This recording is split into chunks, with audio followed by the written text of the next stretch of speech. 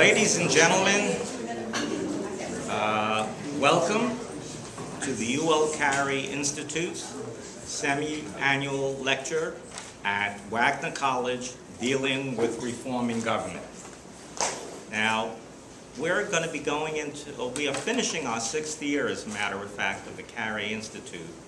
And it has really been an outspoken group of people who have come to these lectures and who have spoken at these forums and these lectures.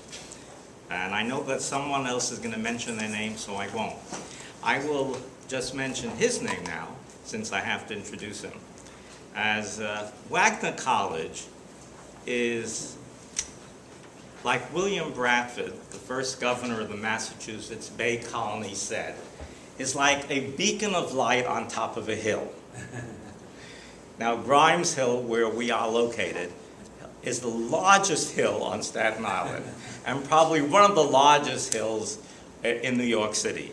But William Bradford, when he came and became the governor of the Massachusetts Bay Colony, also said that the height isn't the important thing. The vision is the important thing. And the vision of the first Americans who came from England were like a beacon of light to the nation. I have the pleasure now of introducing to you a man who has become a beacon of light in his 10 years as president, soon to be decade as president of Wagner College. In terms of higher education, Wagner College has really excelled under his leadership. Look, they brought in superb students like you and excellent faculty like you, as well as administrators. But more than that, this man is a pacemaker in terms of what colleges of higher education should be, not only in the present, but for the future. And he has been a tremendous supporter of the Carey Institute since the very start, even before the start. And I've learned a great deal from this individual. And it gives me a great deal of pleasure now to introduce to you the president of Wagner College, Dr. Richard Garassi.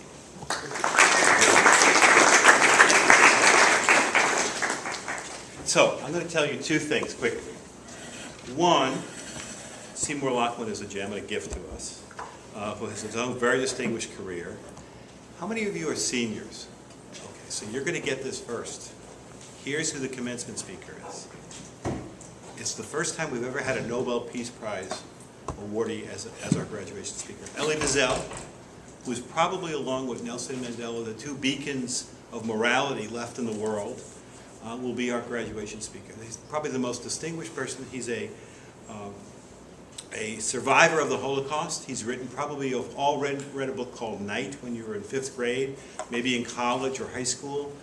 That's the one they usually assign as a text, but he's written so many things, and he's been such a moral witness against genocide and standing for moral purpose. I have been in his presence 3 times, and I can tell you it's an experience that you'll never forget. The way he introduces his topics, the way he speaks of them with reverence, the way he drills right into your heart and your mind is just remarkable. And we owe him to Seymour Lockwood, who was his friend, who was able to, after 3 years, convince him to do this. So we're very, very pleased. Thank you, Seymour, for doing that. That's great.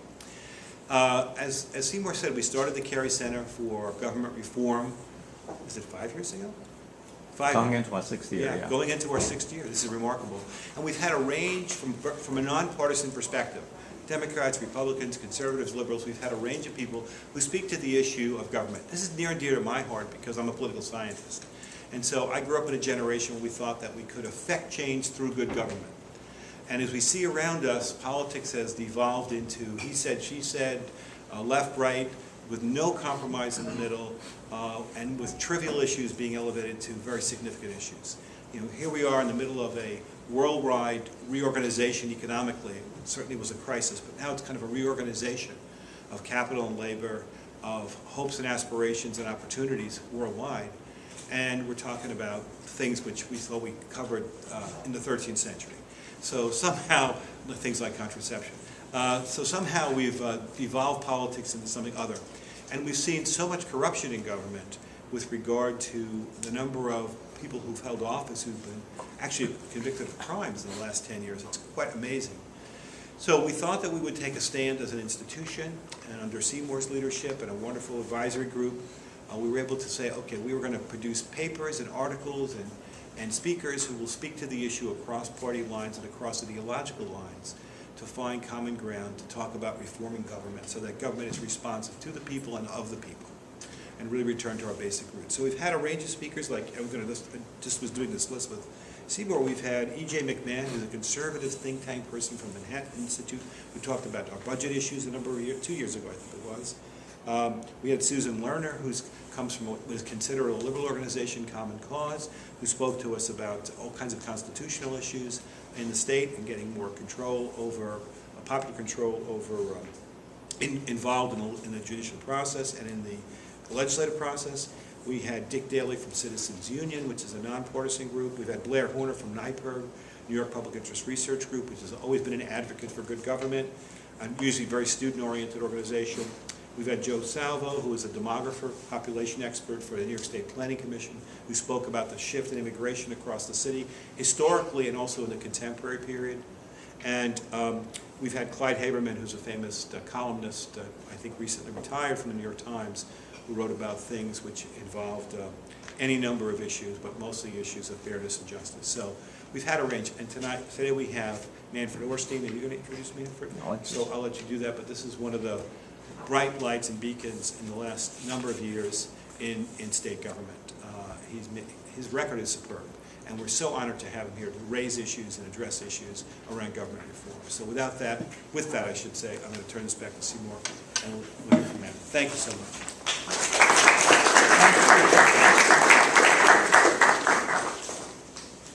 Thank you, President Gerasi. Fred, before we introduce you, I'd like to introduce two ladies. Usually we introduce a first lady of the university or college that we're in, who's here, but I'd like to also introduce today a first lady of the New York State Senate. One has served for 10 years, the other has served for 20 years. And it's not easy being a first lady, knowing that your husband is running around doing all kinds of things that is for the good of society or for the good of higher education, but doing it when even he is tired, and many times it goes to different countries as well as different states and cities. It's a great pleasure to introduce to you the First Lady of Wagner College, Professor Karen Gerasi. And it is an equal pleasure to introduce to you the First Lady of the New York State Senate for a generation, Senator by reputation as well as by marriage, Lynn Orenstein. And now we go to our speaker, who I've known for a while, even before I became a state senator. And Fred, I really regret that I entered the Senate a year after you retired, after 35 years in the Senate.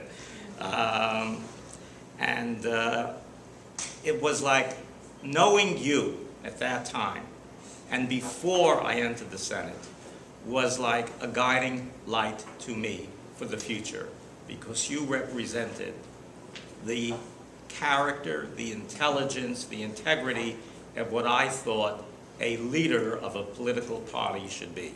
Fortunately, we're the same political party. Okay, Senator Manfred Orenstein is a founding partner of Orenstein & Brown, where he leads the firm's government affairs practice. Mr. Orenstein serves as a strategic consultant and government affairs representative for large and medium-sized companies in New York City, New York State, and Washington, D.C., in various manners relating to insurance, banking, securities, public transportation, interactions between government and business. As I mentioned, Senator Orenstein is a 35-year veteran of New York State government. and is a former member of the New York State Senate, where he was the Democratic leader of the state Senate. Now my students know what party I belong to. For 20 years, from 1975 to 1995. During this period, he helped negotiate 20 New York State budgets and was one of the architects of the New York City fiscal rescue in 1975 to 1977, and is mentioned prominently in the book about Governor Carey, The Man Who Saved New York, which Fred Orenstein is carrying in his briefcase today to this lecture. He has been a long-term advocate of public mass transportation and was a key supporter in the creation of the Metropolitan Transportation Authority. Senator Orenstein has chaired the New York delegation to the Democratic National Convention and is currently vice chairman of the New York Holocaust Museum, vice president of the Insurance Federation of New York, and is a member of the New York City Building Congress and the New York City Partnership. While in the legislature, he also chaired the Senate Committee on Mental Health and the Joint Legislative Committee on Higher Education. After leaving the legislature, then Mayor Rudy Giuliani appointed him to the Mayoral Task Force on the City University of New York and the Mayoral Task Force on the New York City Board of Elections. Senator Orenstein is a much sought-after speaker, both nationally and internationally. He has lectured before business groups and academic institutions all over the world. We are delighted to have this distinguished public servant at a distinguished college known as Wagner College this evening. And he will be speaking on the topic, how to make politically divided government work.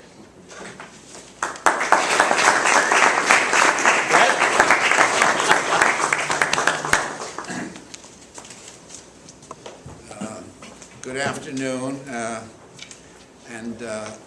Dr. Lachman Seymour, flattery will get you nowhere. It's a real pleasure to be here. I'm sorry I arrived a little bit late, but this is New York, and what's New York without a traffic jam? So my wife and I, who is, by the way, Dr. Lynn Orenstein, who is a distinguished social worker and psychotherapist in her own right, and who has kept me sane during all of these years of activity. I would also like to introduce another woman who came with me, who was my first chief of staff when I became the minority leader of the Senate in 1975, which is what I'm going to be talking about. She also has one other distinction. Albany, like so many other institutions, grows slowly, changes slowly, sometimes goes a little backwards, sometimes goes a little forward. There are four leaders in the New York State Legislature. There's the Speaker of the Assembly and the minority leader of the Assembly, and there is the majority leader of the Senate and the minority leader of the Senate. And these distinguished leaders have what's called a senior staff. Let me tell you, I got there in 1961, became the leader in 1975. During all of those years, there was never a woman on the senior staff of any leader. And I was very privileged to appoint the first woman to be a senior staff person and my chief of staff. And she's right here, Ross Graham.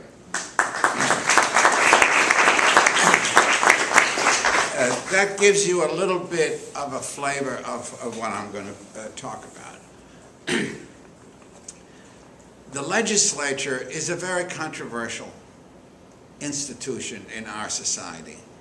It's also a very essential institution in our society. It is about as close to being an absolutely necessary institution for a democratic society, and has served us well in this country for over 200 years. I think the best compliment to having legislatures as a as an accompaniment or as a check and balance, as we call it in political science, to the executive, has been successful at times. They haven't been so successful at times. I think the model in this country of executive-legislative relationships has been, by and large, very successful, and I think the best compliment to it is that it's followed in almost every newly democratic society that's being created as we speak around the world. That doesn't mean it always works. Like every human institution, it makes mistakes. And at other times, like human institutions and human beings, rises to great heights. And what I would like to talk about today, my topic really was sparked by Seymour Lachman's book. We are in this country today are living through a very, very difficult crisis. It's a fiscal crisis. It's a moral crisis in many ways. It's an international crisis. We have the first non-white president of this country, a historic achievement, who is having a very difficult time during a very difficult period. And the relationship between that president and the national legislature is not going very well.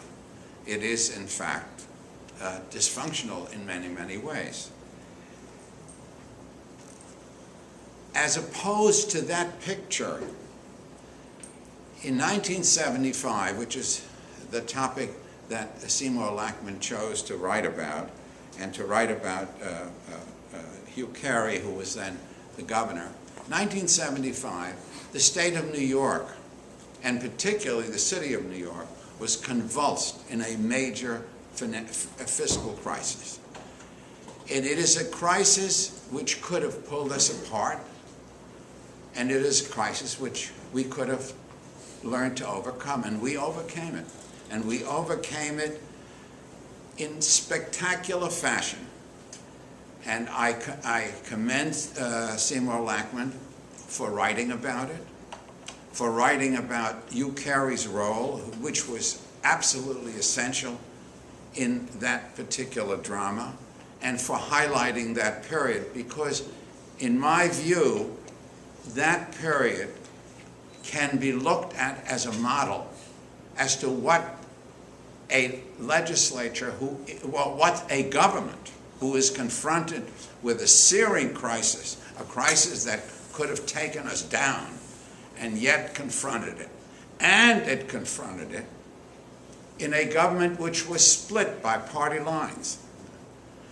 So the interesting part that, to me, is how, in some ways, it is during periods of split government, very important, constructive, and sometimes noble goals can be reached, because it's at those times that the parties really have to kind of examine their own consciences and see what is it they believe in and what is it they feel they're elected to do. Is it to promote the party? Is it to promote politics? Or is it to promote the goodwill of the community and of the country or the state or the locality which they serve?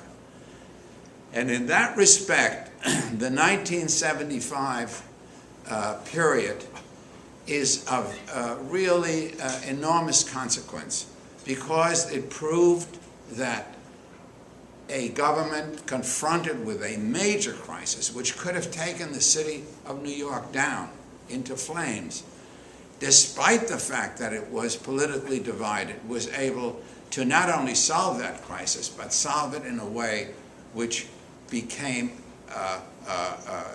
which led the city of New York to greater and greater heights once it was accomplished. So what I wanted, and as I read Seymour's book, by the way, which is incredibly good, and I commend all of you to read it, because it details the drama which the legislature, which the government of the state of New York had to face, and how it faced up to it and how it dealt with it. The part that I want to talk about is the role of the legislature in that particular drama. Now I'm going to tell you some stories, because that's always a very interesting thing to know. Who are these people who are making all of these decisions? How did they come to be there? And how did they come to make the right, wrong decisions? Were they perfect or imperfect, as most people are? So I want to tell you how this crisis started. In 1975, as I said, was a year which turned out to be of enormous drama, and some of you may have read about it, others, there are not too many great people here. And by the way, one of them is your president, whom I neglected to commend. No. I was here, the first time I was at Wagner College was 2 years ago, when Andrew Cuomo was running for governor, and made one of his speeches at Seymour's invitation.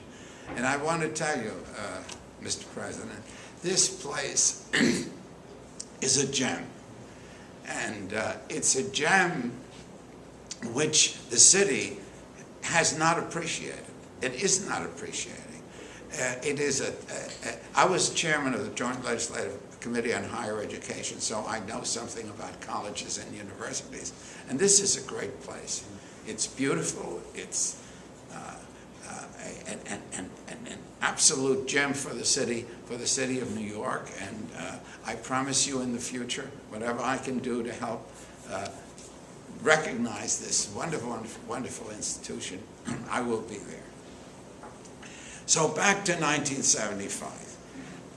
Let's talk about the people who were confronted with this drama about the city of New York almost going into bankruptcy. Hugh Carey was a congressman from the County of Kings. The politics of New York at that time were run by what were called the political bosses, the county leaders of the various counties, Kings County, New York County, etc. And the Democratic county leaders were known as political bosses, and they were political bosses. The way the parties ran themselves at that time was under very authoritarian lines, and they were not too open as they should have been in order to serve this community properly. Hugh Carey came out of that. But what happened in 1974 during the election for governor? The Democratic Party nominated a gentleman by the name of Howard Samuels. Howard Samuels was an incredibly wonderful man. He was a liberal leader, but he was an idealist who was very much appreciated, but who probably didn't understand the political landscape very well. In comes Hugh Carey. Hugh Carey was served in Western Europe during the invasion, during World War II. He was a crusty Irish politician, very smart and very adroit. And he decided to take on the bosses. Now here's a guy who came out of that atmosphere. The bosses made him, but he decided that he would be a better governor than Howard Samuel, and there was a primary fight, and he won. There was another primary fight, which has gone down into the mist of history, and that was about a gentleman by the name of Mario Cuomo. Mario Cuomo was Howard Samuel's pick for lieutenant governor. And Mario Cuomo ran for lieutenant governor.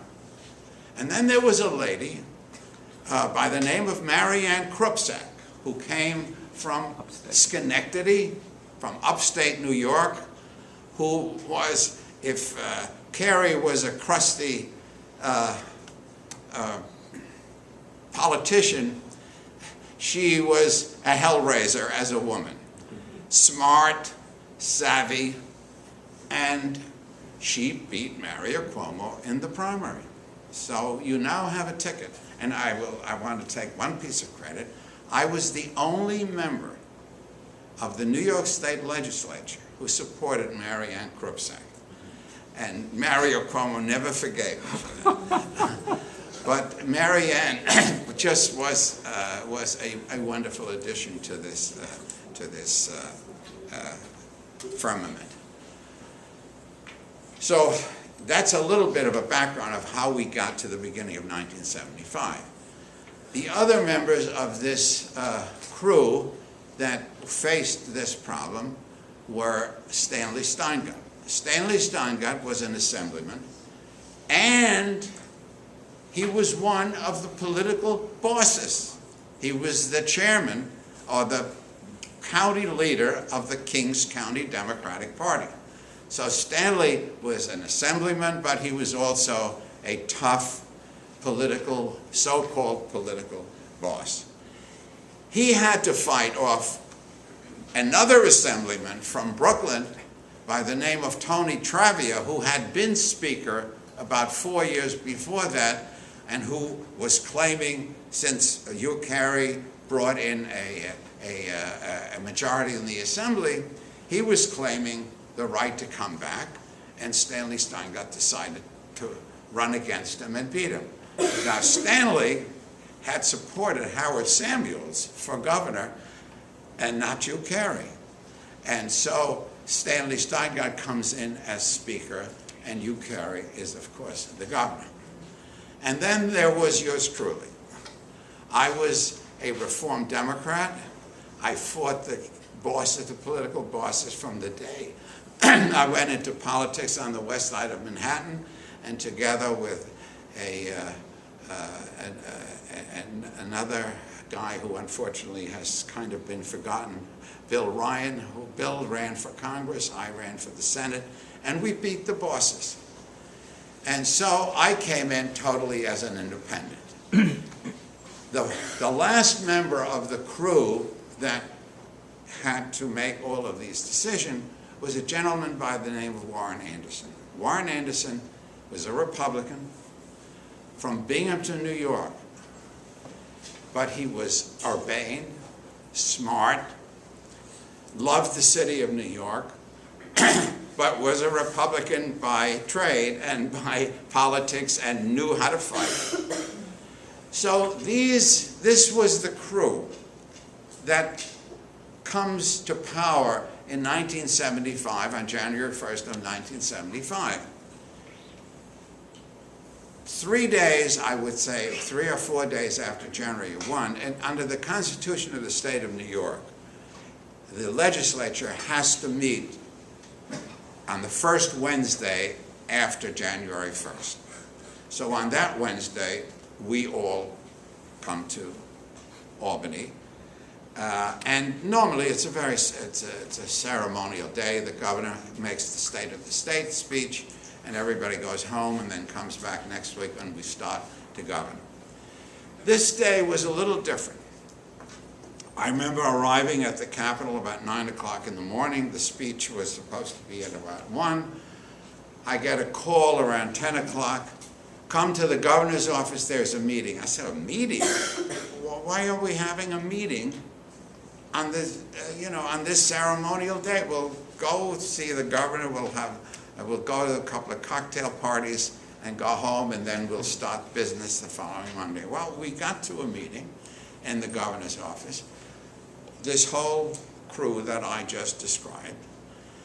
And in addition to that, a gentleman by the name of Weaver, who was then the president of the Urban Development Corporation, met with us and gave us the good news that the UDC, as it was affectionately known, was going bankrupt. So here is this crew that I've just described of disparate political people who had, I mean, I'm a Knicks fan, and we know the problems the Knicks have had from time to time in not being able to play.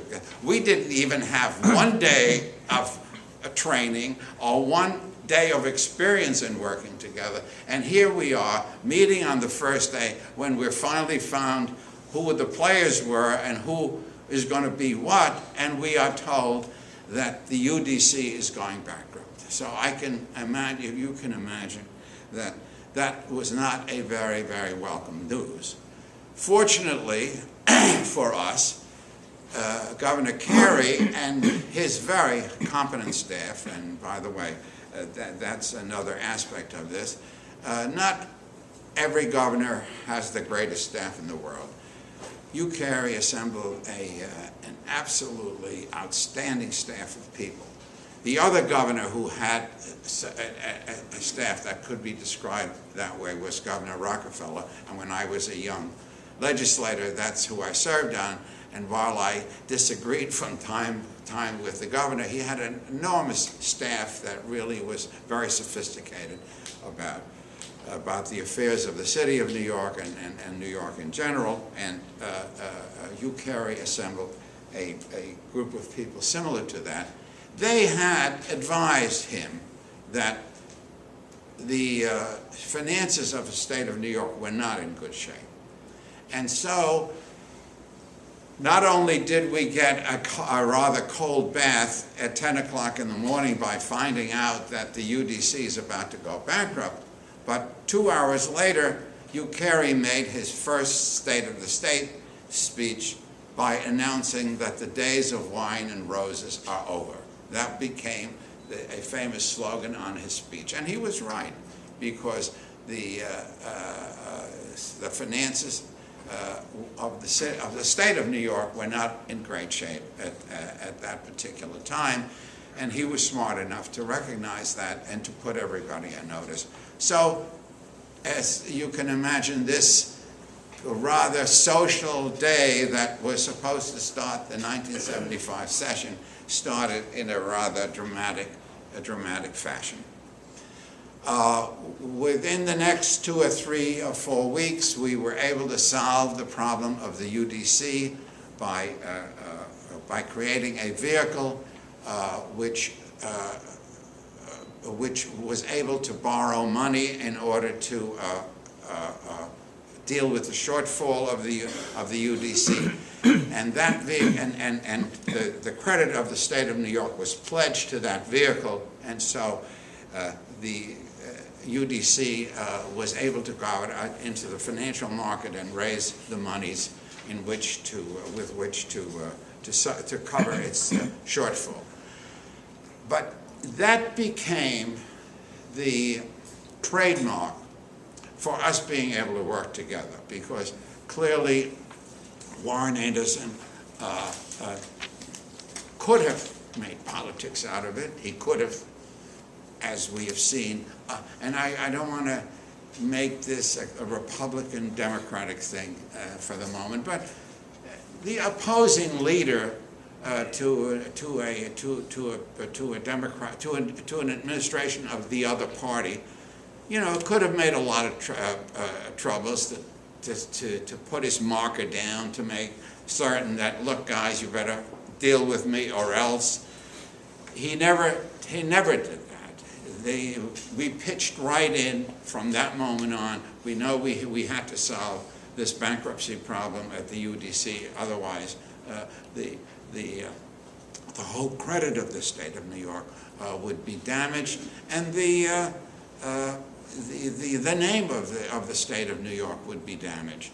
And so, within the first month of the session, we began to work together in order to prevent that, and that was a success. Little did we know, however, that down the road a much, much larger problem lurked, and that was the problem of the city of New York. And the mayor at that time was Abraham Beame, who, on a personal basis, was one of the nicest people you could ever meet. He was a kind man, a very a deferential person. He had been controller of the city of New York for several years and was then elected mayor. Now, here's another little quirk. In those days, political clubs were the place where grassroots politics took place. The political club that Abe Beame belonged to was the club that was led by Stanley Steingart. And it was at Ocean Parkway in Brooklyn, in Crown Heights, which is where, some of you may know where today the Lubavitcher Rebbe resides in Crown Heights, and it's Bedford-Stuyvesant. It's a very interesting community. And that's where Stanley Steingart's club was. That's where his power came from. Abe Beame was a member, and he had helped make Abe Beame a mayor. And that is of consequence later on in this story. But it's an important thing to keep in mind to see how the dynamics work out. Abe Beame is mayor and appeared in Albany sometime during March, or I would say the beginning of March, or the end of March or the beginning of April of 1975, to announce that the bankers in the city of New York had notified him that the market for short-term paper was closed. Short-term paper is, you will learn as you go on, if you learn anything about business, that revenues in any institution, whether it's a company or a state or a city, don't come in a steady way. There are seasons in businesses. So during the good season, the money comes in. During other seasons, the revenues is not enough to pay for the operation of the business. The same is true of cities. April 15th is when most of the taxes come in the state and city. A lot of the collections take place in around June or July. And in the interim, in order to finance the ongoing business of the city or the state or the business I talk about, you go and do short-term borrowing. And you borrow money so that during the months in which the revenues are not sufficient, you pay them, and then when the revenues come in, you pay back the short-term paper. Abe Beame comes to Albany and said, the banks feel that the city's finances are not credible and the market is closed. And it was a very dramatic meeting we had. And that was when my respect for Warren Anderson began to reach new heights. And that's why I want to talk about the question of bipartisan government. You can have partisanship as a way of running elections. And that's a good way. It's a good way because we have a strong two-party system. Out of it, hopefully, good people will go in, and they go out, whether they run for the city council, the assembly, or mayor, or whatever, and the people decide. And that kind of partisanship, when it works, is a good thing. When you get involved only in partisanship and you forget about the fact that you have to run a government, it doesn't work. Well, Abe Beame came up with his first deputy mayor, a fellow by the name of Kavanaugh, who was supposed to be the fiscal watchdog of the city. And we had a meeting, and it was, I'll never forget it.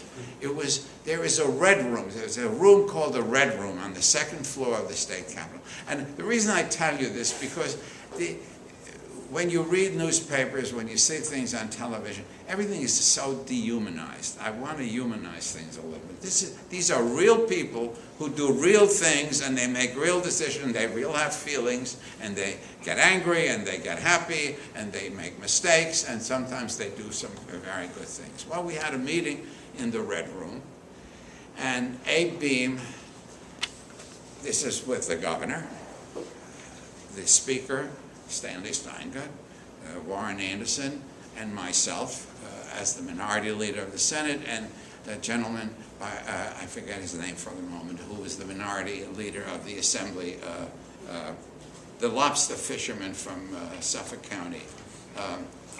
Duryea? What? Duryea? Duryea, Perry Duryea. See that? Seymour Lackman knows everything. So we sit down, and Mr. Kavanaugh distributes 3 or 4 pieces of paper. And on each of the pieces of paper, there is one line. And he says, this is the information. We want you to approve $400 million in new taxes for the city of New York and give, and we were asking for the state to advance another $200 million, package of $600 million, so we can cover our, since we couldn't sell the short-term paper, that will cover our short, and then you know, we'll go on to the next quarter and so on and so forth. And I would say we were all sitting there rather stunned. I said, so you're asking for a $600 million package, new taxes for the people of the city of New York, and money that the state had difficulty raising itself, and you're giving us 3 pieces of paper with 2 lines on it? And I've described the people. Now you have the governor of the state of New York, who is from Brooklyn, who deals with the Brooklyn organization. You have Stanley Steingart, who is the political boss of Brooklyn, and you've got Abe Beame, the mayor, who is part of the Steingart organization. They're sitting there listening to this, and we were all somewhat stunned. The only guy who asked real questions was Warren Anderson. But he didn't ask political questions. He didn't try to embarrass anybody. He said, if you want to have that kind of assistance, you got to have, you know, the financial data in order to back up what you did. And of course, Kavanaugh says, well, this is the way we do it in the city of New York. That was basically his message. And it was at that point when, by that time, we knew that the city was going into serious problem, that we were going to do something about it. And of course, Stanley Steingart was in a real bind, because this, not only is he the speaker, but he is from Brooklyn, and the mayor is out of his club. And how does he handle this? Fortunately for me, I was freer to do it. I was a rebel. I didn't know anything to anybody that was in the room, except to the people who helped me succeed, one of whom was Ross Graham, who was sitting there, who was a volunteer and not a political person. Who was going to say to Abe Beame, whom we all liked, Abe, you got to make a presentation here that makes sense. Well, the person who said it was Warren, and he said it respectfully, but in a way which made very clear that he wasn't going to do anything until he had further. But it motivated me because I have also was beginning to learn how to work with Warren Anderson. He was the majority leader. He controlled the budget of the Senate, including my budget. It was one of those moments when I learned to respect this man for the substance that he represented. And I began to see that I was going to have to take stand here. Now, I was a very, am a very liberal, I was a very liberal legislator. I'm still very liberal. But I was born in Germany and came to this country when I was a young man, a young boy. And I like to tell people that despite the fact that I'm Jewish, I think there's a little bit of a Prussian in me because I was born in Germany. So to me, I do respect balanced budgets. And when one of the reporters asked me after I got elected as minority leader, what was my main priority, he thought I was going to talk about housing or welfare or this or that. I said, now that I'm a political leader, I want to prove that the Democratic Party knows how to balance a budget. And I was very serious about that because I had lived as a young man through years and years of Republican governors, and we couldn't, with the exception of Averell Harriman, we couldn't elect a Democrat. We finally did with Hugh Carey, and I said we have to prove to the people that we can run this business, and balancing the budget is one of the things that we have to do. So when I heard this, I said to myself, I am going to have to work with Warren and the governor, even though we liked Abe and nobody wanted to do him harm, nobody wanted to embarrass him, but we had to take a strong stand. And that's when the relationship between me and Warren Anderson really was cemented. I'll fast forward because this story, I could go on relating this story. I just thought that humanizing it was a good way for you students who are, some of whom are studying political science or may want to go into government. I want you to get the feeling that this isn't all cut and dried. There's a lot of the human involved in this. In the next few months, we had to do some very difficult things. We created the Municipal Assistance Corporation, which was another financial tool to allow the city to go to market. It wasn't enough because the financial, as much as we may have problems with the bank, and I have a lot of problems with the bank in terms of what happened during 2008. But the marketplace for the short-term and long-term borrowing by which government runs is controlled by investors who are out there, pension funds, individuals, and so on and so forth. They refused to buy paper that was coming from the city of New York, the bonds, the loan documents, so to speak. They refused to buy it because they believed the city was in deep trouble. So we had to convince the marketplace that that the money they invested in the city was not, was not going to be wasted, was not going to be lost. So in the end, we had to really replace the government of the city of New York with what was called the Financial Control Board. The Financial Control Board was controlled by the governor. The majority of the people that became part of it, the control of the city of New York became part of it, but the majority of the members were appointed by the governor in order to satisfy the marketplace that the reforms that were necessary to be made in order to allow the city to function would in fact come about. And it was that piece of legislation where the rubber hit the road, so to speak. And we went through several weeks, dramatic weeks, in the summer and fall of 1975, where even Stanley Steingart, who stood up for the city, and I'm not being critical of that, I think Stanley had a job to do. His members had a job to do. They wanted to protect the city. They did not want to see the city embarrassed. They didn't want this. They did not want to see the city's government taken away from the people of the city of New York.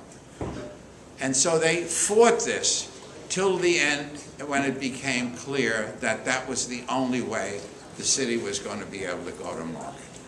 And that piece of legislation passed finally with Stanley Steingut's support, and here he was, the leader of Brooklyn, voting against the mayor who was one of his closest friends, and so on and so forth. Now, it was successful because during the next 2 or 3 years, the city began to be able to manage better. The Fiscal Control Board had a lot to do with it, and we continued to pass a lot of legislation to help this. And this partisanship, this partnership in the Senate in particular between Warren and myself continued. The Financial Control Board passed by a vote of 35 to 30 or something like that. And out of those 35 votes, 25 were Democrats and 10 were Republicans. So we had a lot to do with that, and that was one of the conversations I've had with Seymour in terms of wanting him to consider the role of the legislature. And to me, that model that we created in those very critical years is, I think, of great consequence. And I'll conclude with this, because as I began to speak, I saw I could tell these stories forever. And they are wonderful stories, and they're meaningful because they demonstrate that government is done by people. It isn't done by automatons, and all of the caricatures that got created by the press are live caricatures.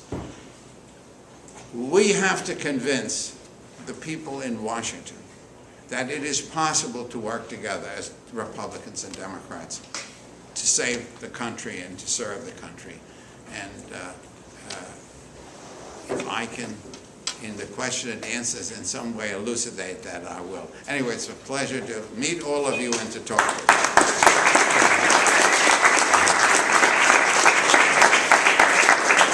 Thank you very much, Senator Orenstein, for your personal perspective and your experiences, giving us information that does not usually appear in books.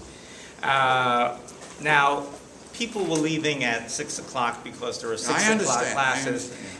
But those of you who don't have to leave will spend about 10-15 minutes on questions and answers, the wealth of wisdom that he has. And Fred, if you ever decide to write a book about your experiences, you will have an editor gratis editing it for you. I'm working on it with you.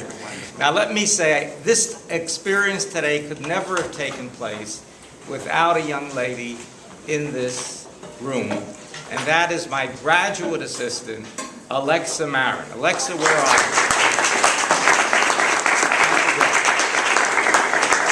I had a call Friday afternoon from Charles de Gaulle International Airport in Paris, where Alexa was vacationing, trying to keep me up in terms of what she has been doing. I said, Alexa, don't do anything until you get home.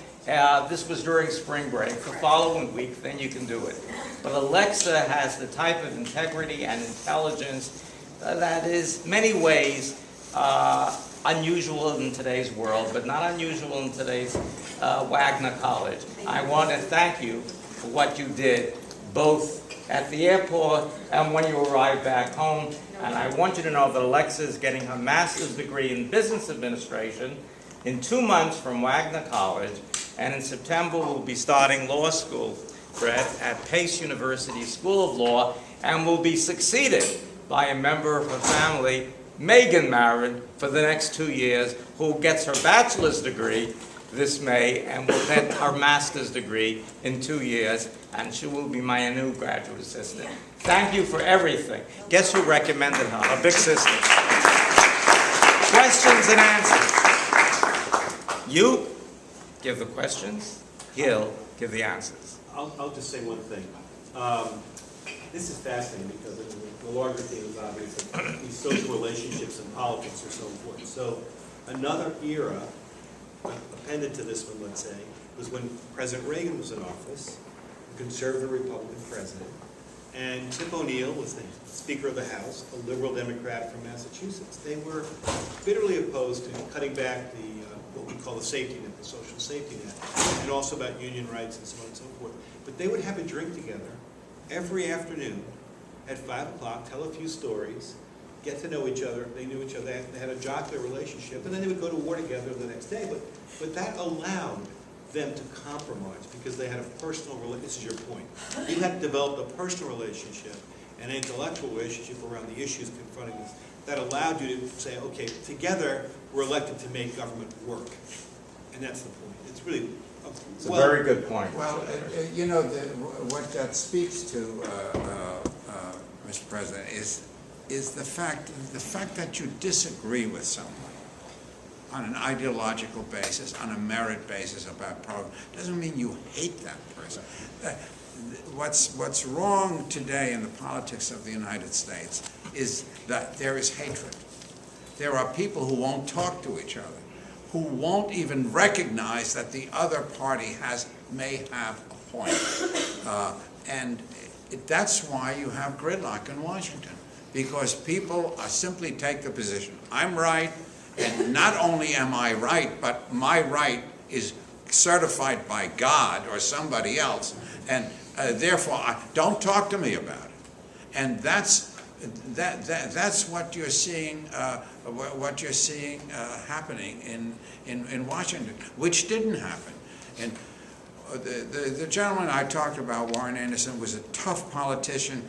Every 2 years, I would head up a campaign to elect Democratic senators, and he would elect campaigns to keep his majority and to elect Republican. And we fought like hell. But it never became personal because that was his job and this was my job. This is what I believed in. This is what he believed in.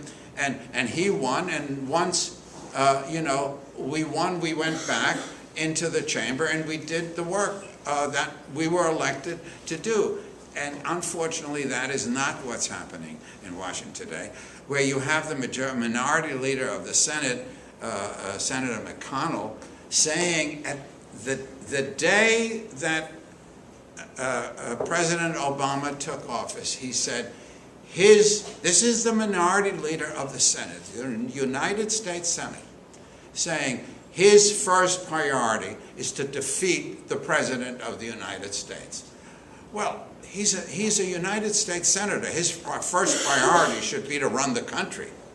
Now, he may differ with the President of the United States on issues, which is perfectly legitimate. But if his only thought is to defeat him, I mean, how do you start? How do you have the conversations that we needed to have for months at a time in order to solve the problems of the city of New York, where we undermined, particularly those of us who came from the city, we undermined the local government of the city council, the mayor, and so on. We took power away from it, put it elsewhere, including into the hands of Warren Anderson, because he had a lot to say about these things. But we trusted each other enough to know that we were all in the same, we all had the same objective. We may have different ways of getting there, but then that doesn't undermine the respect. And unless that happens in Washington, we're in deep trouble. And I hope once this election is over, maybe that'll happen. Okay. There's a hand up from a student. Very good. Give us your name, please. My name is Rob Cuthbert. I'm a senior government politics major here from Nassau County. I was wondering what your opinion would be on the financial mess that's going on in Nassau County right now, where they basically had an interim finance authority put it over them, and counties basically tried to ignore it. They're having the same problems that the city had, back in '75, and I think some of the tools that are being suggested are the tools I talked about, including a financial control board that might be imposed on Nassau County, because the county can't raise money in the marketplace. Listen, you know, if you live in Nassau County, that the last election was a very fluky kind of an election, and I don't want to get partisan about it, but you had a great Nassau County executive by the name of Ton Swazi, who he fell asleep on the switch.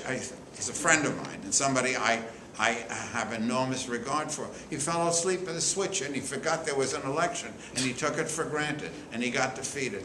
And I think as a result, some of these problems have arisen. But I think... I would totally agree, but my real question is that it seems like current county executive Manano has done everything to fly in the face of the state's actions with creation of NIFA and other organizations to just say, I'm not really going to listen, I'm going to do what I want anyway. I don't really care about the long-term health of the county. But that's what I'm talking about. You can't, when people are faced with real problems, they gotta look at them realistically. And you can't have fantasies. You know, you can't ignore in Washington that during the Bush administration, during the 8 years, this country borrowed $6 trillion to fight 2 wars and to pay for a prescription drug program. All of us were for the prescription drug program for Medicare, but they paid for it by borrowing and then not acknowledge the fact that the Republican Party had some role in this. Yes, we got to change it. Everybody wants to change it, but you can't come to the table and say this is all Mr. Obama's fault, who came to office after that occurred, and you know.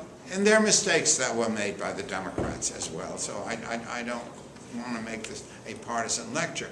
But it takes intellectual honesty within the bound of a political discourse and dialogue. And that makes it work. Once it gets into a situation where you're getting into political theology and you believe what you believe comes from God or some other supernumerary, then you're in trouble. Okay, Senator Ornstein, we want to thank you again very much for coming here today and delivering an outstanding address. I think we all appreciate it. I apologize. I said we'd be out of here by 6 o'clock, but you were so stimulating. There were a few questions afterwards as well. Well, I got stuck in traffic. That's Thank you very much. And thank you all, those who are staying, for staying until the end of the program. We appreciate it.